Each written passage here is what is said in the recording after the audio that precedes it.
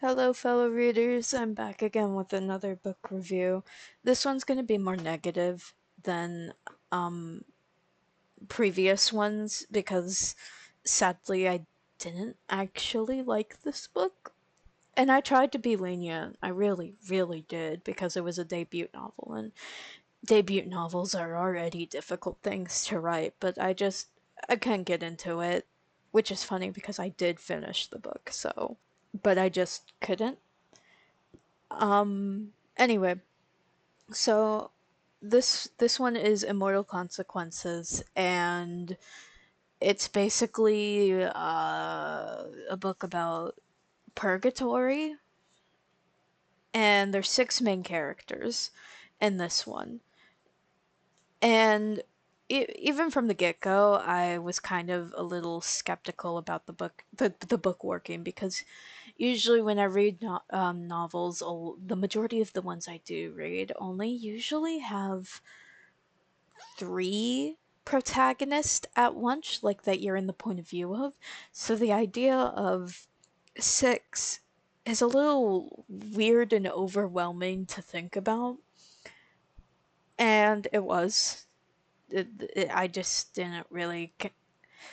Well, I didn't connect with any of the protagonists, and while that isn't important in a novel, as long as the character, like as long as somebody's interesting to follow, it shouldn't matter if you connect with the character or not. But I also just didn't get attached to any of them, and I didn't much care what any of them were really doing,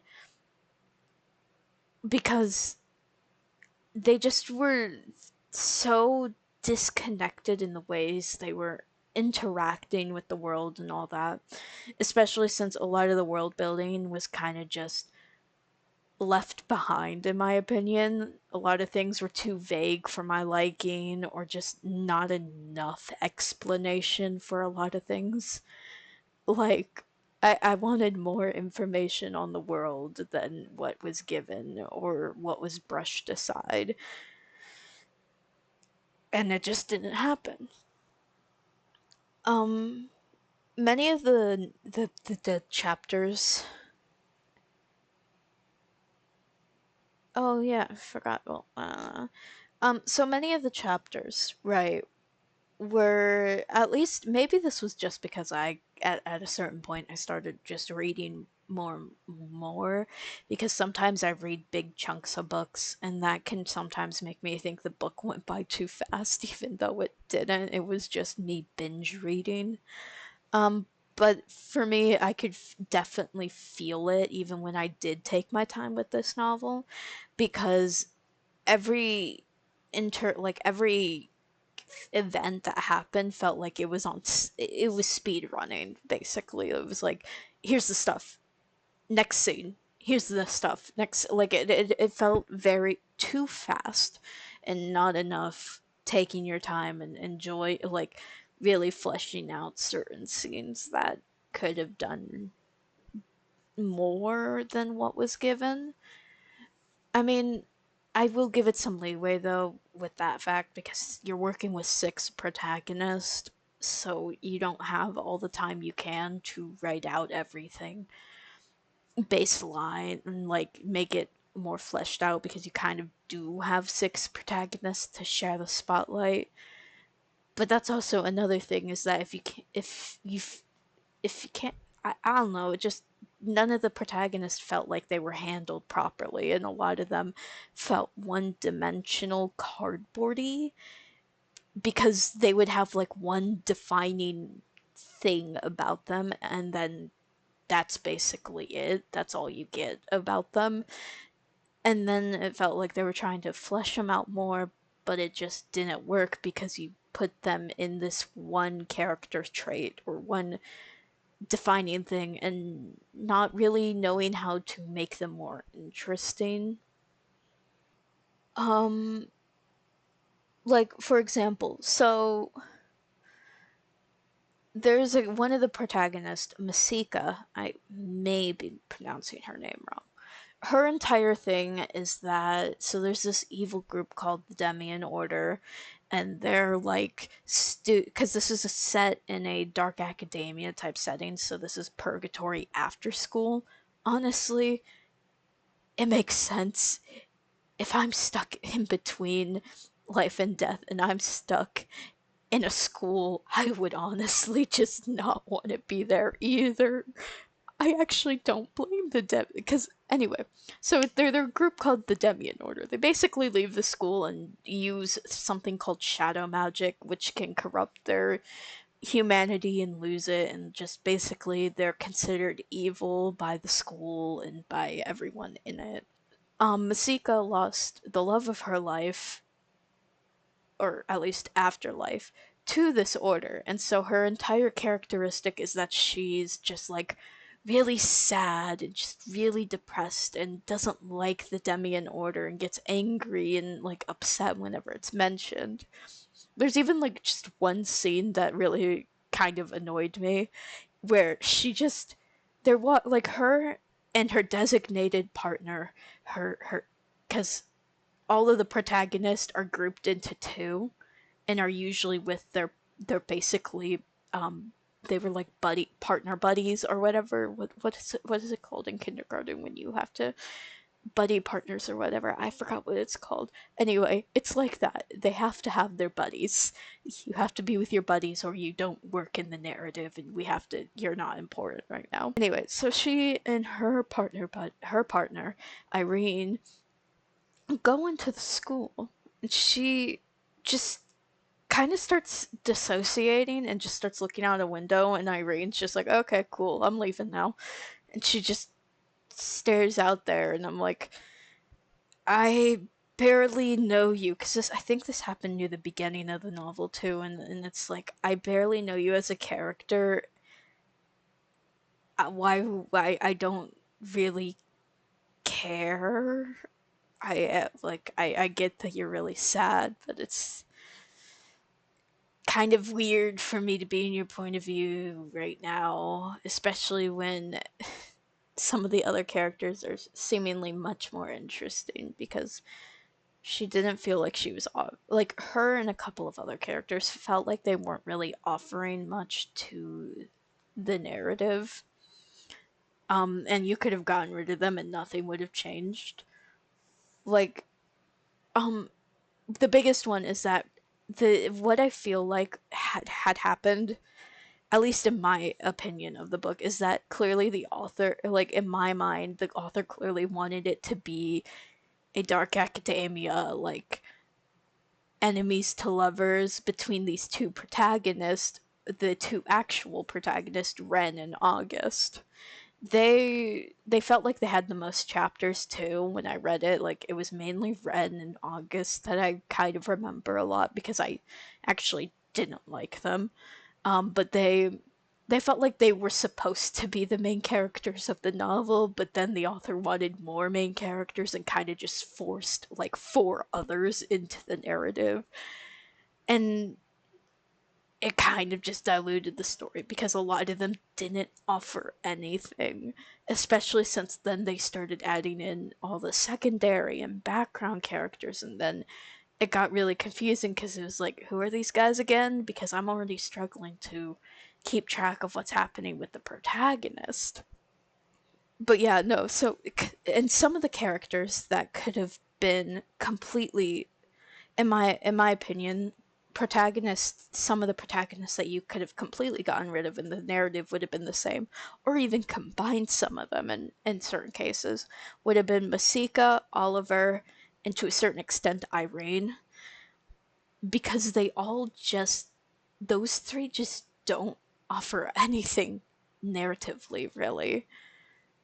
Even Emilio, to a certain extent, didn't really do anything, but because he was more book smart than the rest, he kind of had something going on, and even then, it was still on the fence. Irene is basically just a copy of Ren, but without the I'm gonna be the best student ever personality. Masika's just basically sad and constantly just really sad. Honestly, that's what I felt.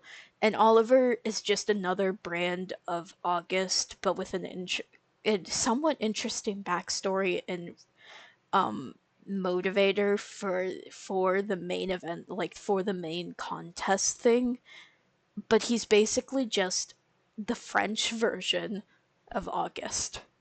Yeah, so they have two characters. Two of these protagonists are specifically noted to be August is British and Oliver is French. And it's just like they literally, when I get to, because I read August's point of view and I'm like, I mean, enough said, he's British. Okay.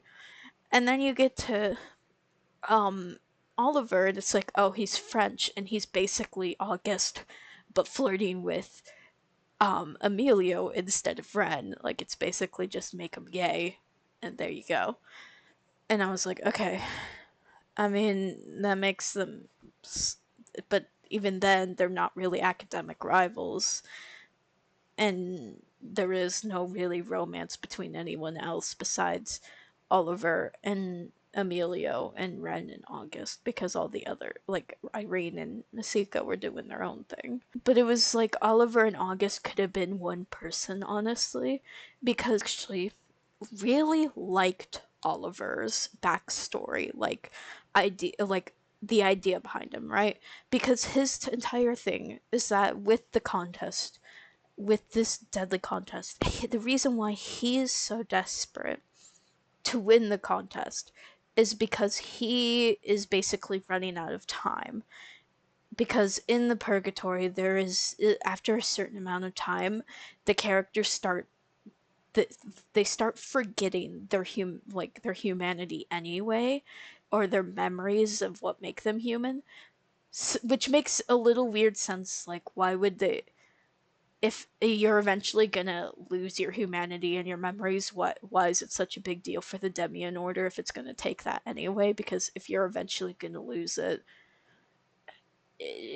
like no matter what, you're gonna lose it if you don't get chosen, if you don't get nominated, and if you don't do the content. Like it's one of those like inevitabilities that just didn't make sense for why they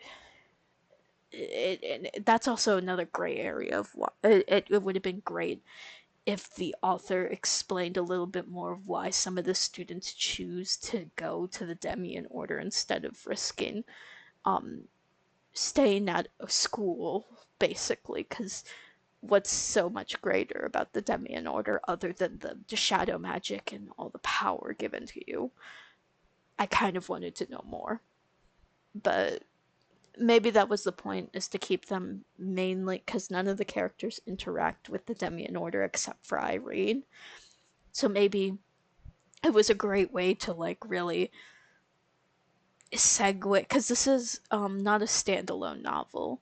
This will have other books, but that was they it was probably so that in future books the author can explain the Demian Order in bigger um explanate like in better explanation later on for the story. But it would have been nice to just have a little bit more about them other than the power and stuff, and like even just like having the characters mention rumors about the Demian Order finding a way to like them go, like having the students go, yeah, I've heard rumors that the Demian Order can stop the forgetting, or and all that would have been a nice touch of why students choose it, even if it's a rumor, and if the characters can't prove it or not, it would have been like, hey, this is why some students are going that way. Anyway, back to it. So Oliver, he's forgetting, and the reason why he really wants to win the competition is because he doesn't want to forget. He doesn't want to be a wandering soul reaper for the rest of his days. And that that's just why it is. Why he is, which is the why it is honestly. Now I'm laughing because that's how majority of the book explains a lot of its plot points. That's just why it is. It was getting annoying by when you're like halfway through it or getting towards the end of the book and they still are going, that's just how it is, instead of actually having an explanation. It was starting to get really annoying. Anyway, I felt that Oliver and August would have been better if they were a single character, because then you would have had a lot more going on with August if you had just like combined him and Oliver together. Because, a bit of a spoiler, but at the end there's a bit of a plot twist. Honestly, it really was left field. I even I remember this because I finished it today. Right. I literally raised my eyebrows and like, okay. My thought was, okay, I really don't care. Because the plot twist was that August isn't part of the Demian Order, and that's why the entire book he was like, I'm not the person you think I am, Ren. I have all these secrets and I'm just so evil and I don't care. And then you learn that he's a part of the Demian Order, and on top of that, his sister is like the leader of the Demian Order and is even more evil than him. And apparently his sister's also in purgatory. And I sat there and I was like, I really don't care at this point. Because I was so tired. Even from the first, from the first meeting of you, I was already tired of the bad boy act, because Ren was already doing really cringy one-liners. Yeah, that's another thing. The book does, in my opinion, a lot of cringy one-liners or cringy lines of the characters. Like it was trying very hard to be edgy or more impactful than it felt. And I sat,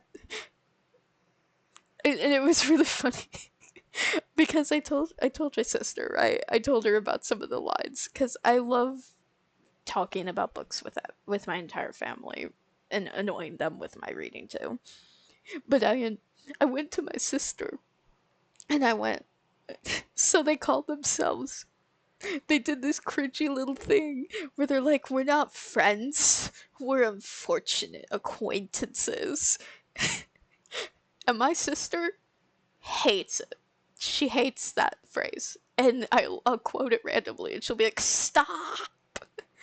But even I don't like it because I really didn't like them calling each other unfortunate acquaintances, because they really didn't feel, still, like they, all throughout the book they rarely interacted unless they were fighting or in a trial. They didn't really interact with one another, and they didn't feel like they were connecting with one another even by the end of the book, because none of them interacted really with each other throughout the entire book unless it was their designated partner for the novel.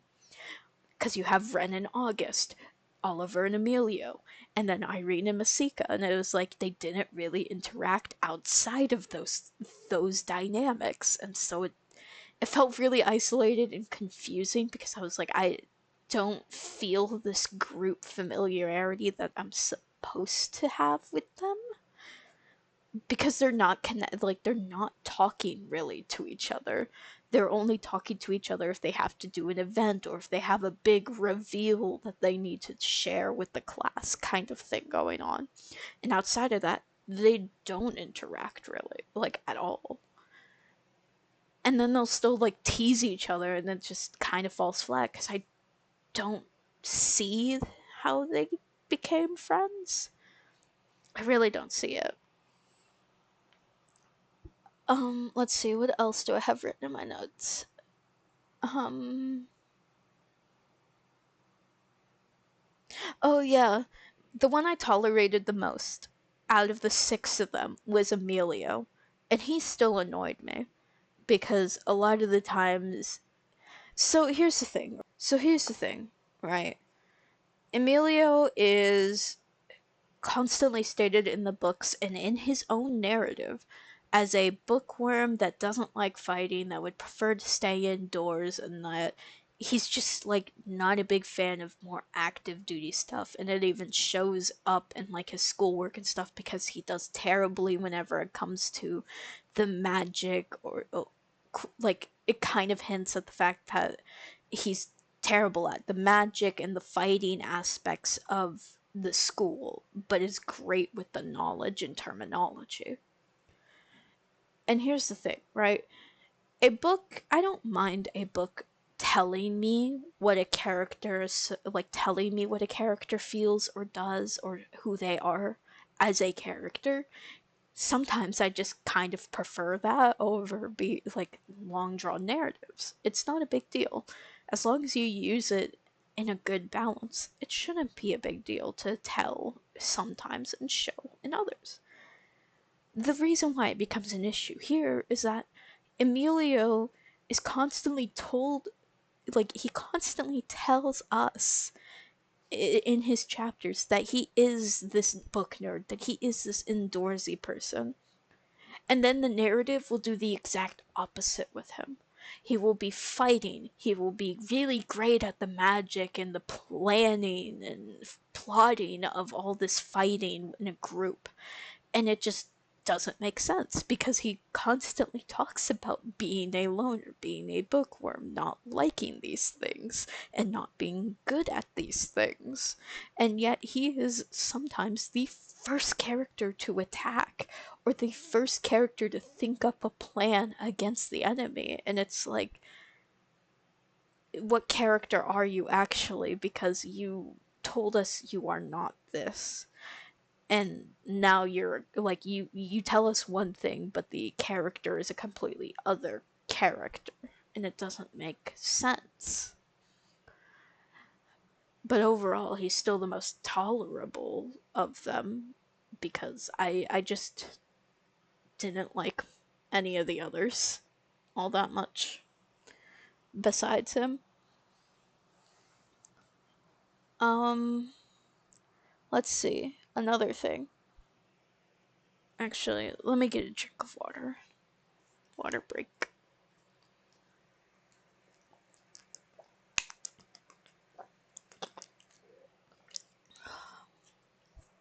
Okay, back to it. Let's see, what else did I write down? Oh, apparently I wrote down a note about how some of the other characters seem to have better chemistry than the pair they were first with. I think that is true. Yeah. Some of them did interact better with others. A big example would probably be Oliver, Emilio, and Masika, honestly. They just, that combination. I even thought Ren and Emilio could have been a better pair matchup because it would have, I don't know.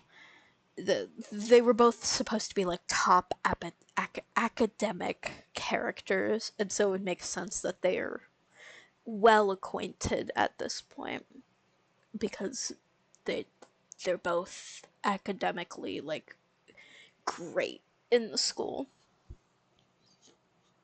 Um Oh yeah. So the contestants of the novel, right? Because it is the main plot point and main issue and dilemma is that it is a competition to see who would win. This is what I, cuz they added in some other characters into the competition for the trials just to be gotten rid of, and we're supposed to also like kind of somewhat care for them, but they they're secondary background characters, and it felt really weird because it really, there was no covering up that they were just used for storytelling purposes. So that was, I don't know what I was trying to say there other than like they just, there was nothing really going on with them because their big thing was they had to be sacrificed for plot. Um. Oh yeah, another housing system briefly mentioned in this book. I'm like 20. 20 minutes into this video, and this is the first time I brought up the housing system. Yeah, they basically, instead of like the Harry Potter inspired, you get sorted into a house. They also have that, and they have, I think, four houses as well.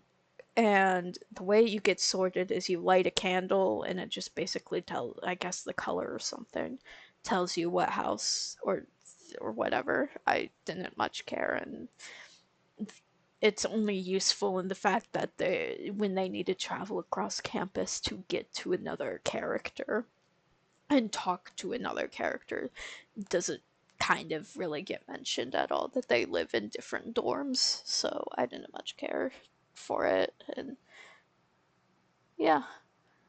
um oh, Louise, right. So one of the biggest things that happened in this book is that this is also something that I was really annoyed with when it was in the first couple of pages, because in the bio, right, when it's describing the characters in this list, they say one of the protagonist, like right here it says, and a charming playboy who never cared for anyone. I think they're talking about Oliver there, until he meets the academy's newest student.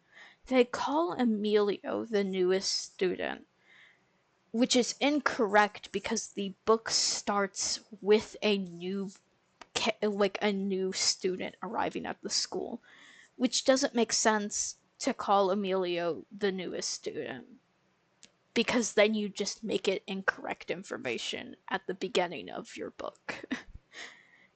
It really annoyed me. I think that was just something that I found annoying, because why would you refer to Emilio as the newest student, if he's not? Because he's been there for like, I can't remember, but he's been there for a bit, and you would think that he would also be a great introductory way of introducing us to the world and the world building. But no, the book starts with Ren's point of view instead, and she doesn't do a good job explaining anything there either. And then Amelia, like, it's kind of tossed aside. Anyway, so Louise arrives, and she can use shadow magic. And she arrives, and I thought that she would have been a better protagonist than, honestly, Masika or Irene or even Emilio. Like, just replace one of them with Louise, and I would have been much more invested, because she actually felt interesting. And then she just gets completely killed off by the end of the book, and it's like, well, okay, what was the point of that? Okay, she's gone. Um, nice. She was supposed to be connected with Ren. I don't know. She was the most interesting character here, and now she's gone. I'm more upset about her death than anything else. Um, I also kind of like. Here's another thing I did like. The slow reveal of what choice the characters would make if they win. Um, I kind of like that, because not, of course, I don't want them to straight up tell me if they like what they want. Like, the slow reveal was really nice, a nice touch. Some of them were pretty obvious, like at the beginning, Amelia's first chapter, he just kind of states that he wants to be, because when they win the contest, there are two choices. I didn't explain that, right? So even if they win the contest, there are two choices. They can either go to the other side and put their soul to rest, or they can become an ascended and keep all their memories, keep and get more power, and basically help run the school. Those are the two choices. And so a lot of the characters do, like, have a, like, what they kind of want to do if they win. Emilio kind of just straight up is like, I want to go to the other side. I want to be put to rest, because he kind of also had he actually was most interesting at the beginning of the book, because he kind of states that like he's a bit of a more like what's the word? I can't think of it, but he has a more traditional sense of what the afterlife should look like and shouldn't, how it should interact, and so that's also kind of influencing his decision, because he kind of wants to be put to rest and just kind of not be in this purgatory state. August also kind of mentions he wants to go to the other side if he wins. I don't remember where in the book he kind of hints at that, but he does hint at it somewhere that he wouldn't mind being put to rest for the rest of eternity if he won.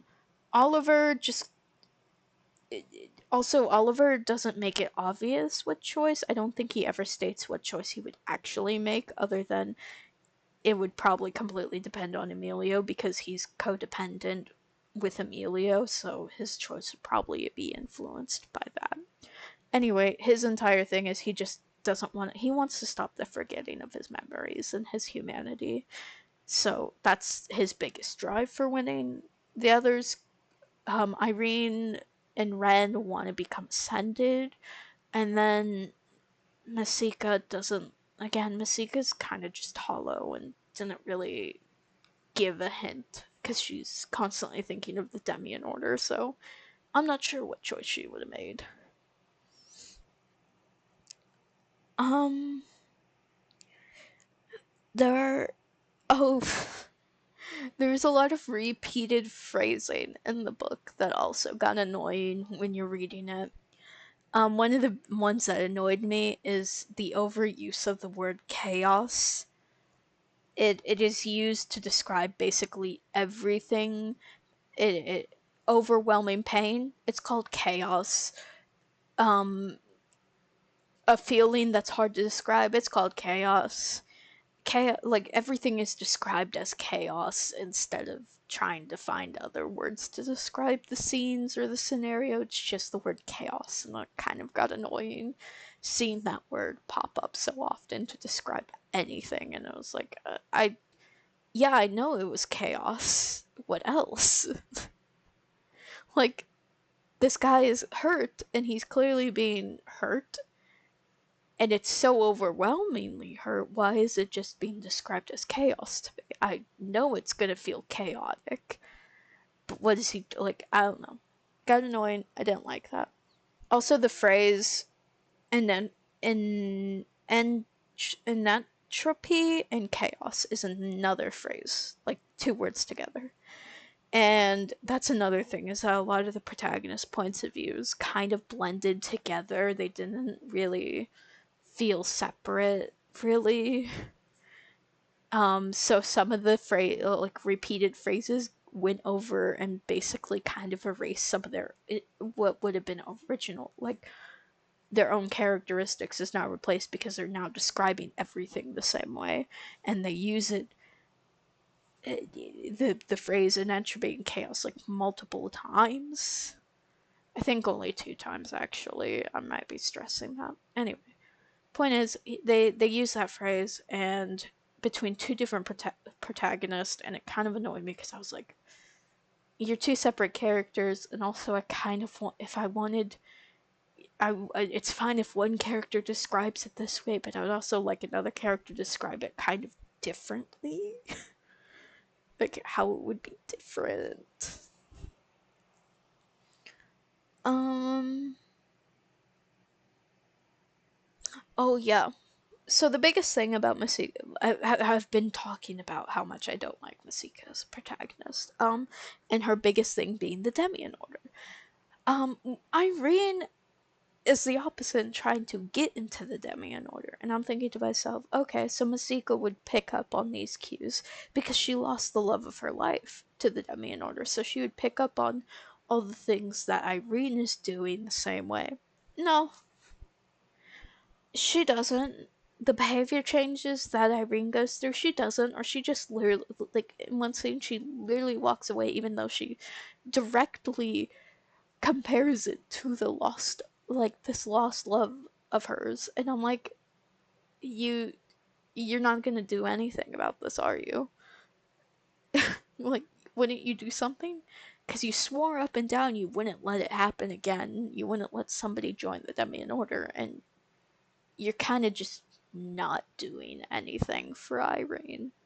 You're actually actively ignoring that behavior change, even though you know it's weird and it's the same exact way that your lost love acted. I don't understand why we're ignoring this, but okay. But other than that, I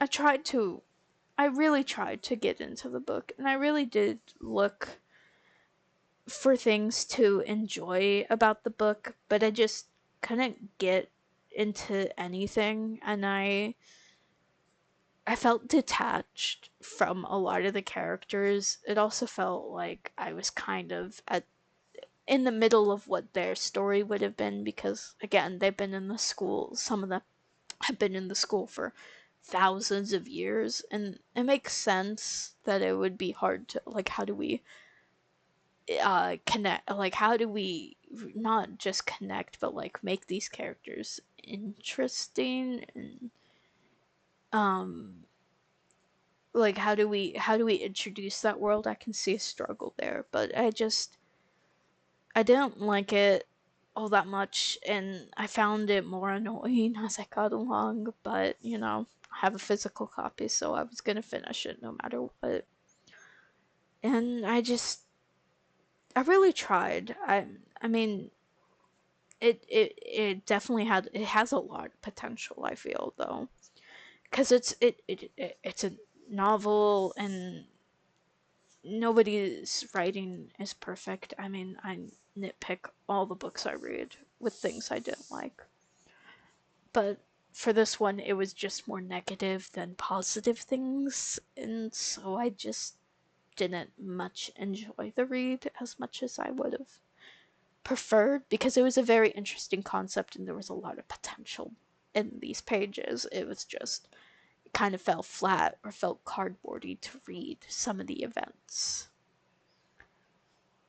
And so that's overall my review of Immortal Consequences. Bye!